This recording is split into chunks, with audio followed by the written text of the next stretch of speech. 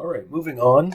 This is class 3, and this is example 2 for us, and this is sample problem 2.5.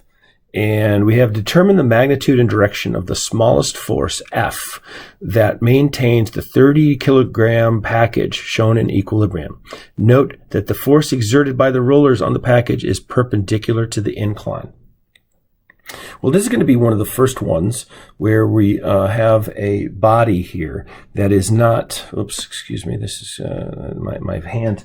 I wonder if this thing, they gave me this glove at one point, and I wonder if this will be more effective when working on stuff. It's a glove that only has 2 fingers, and it looks ridiculous, but let's see if it can stop that most annoying thing of changing the page.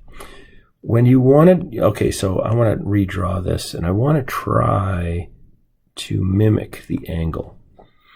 And maybe even I want to exaggerate a little bit. I usually go for like more of a 30-degree angle for the thing, just to keep my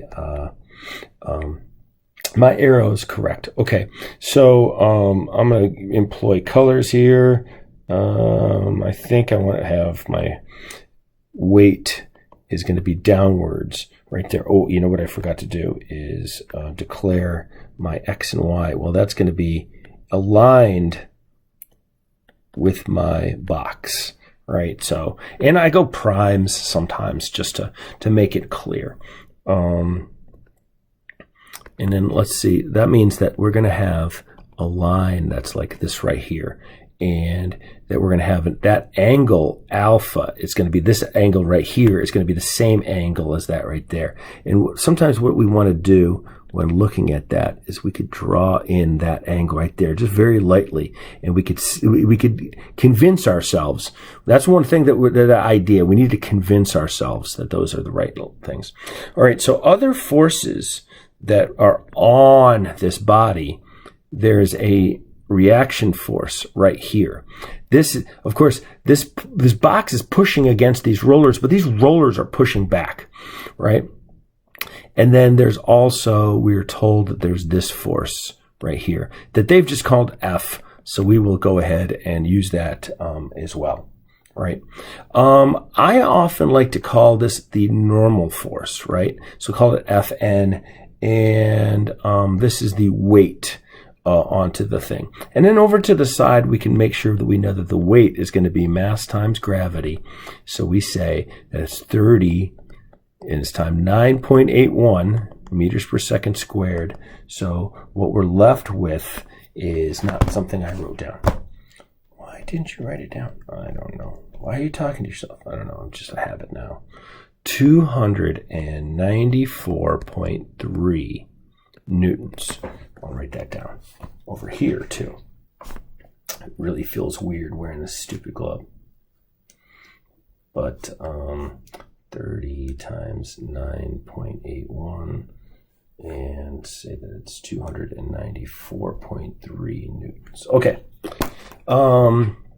So now we take the sum of the forces in the x prime direction is equal to 0.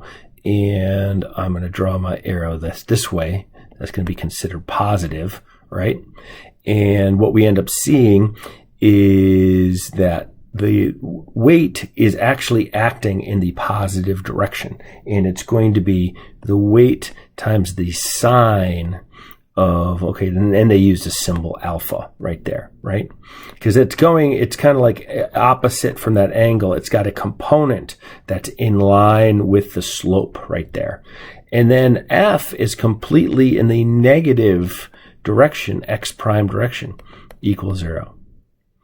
And therefore, we could just go 294.3, and, oh, and by the way, that's going to be 15 degrees and 15 degrees. You could make that, prove that to yourself.